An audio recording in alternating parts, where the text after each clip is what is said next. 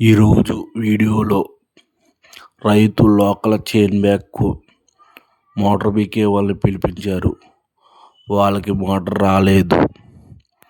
YouTube ఛానల్లో మన number చూసి ఫోన్ చేశారు.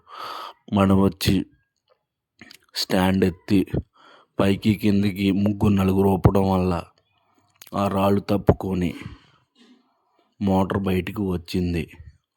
మోటార్ వచ్చి 150 అడుగుల్లో ఉన్నది. కేసింగ్ వచ్చి 60 అడుగులు. మోటార్ మీద రాళ్ళు బాగా పడినాయి.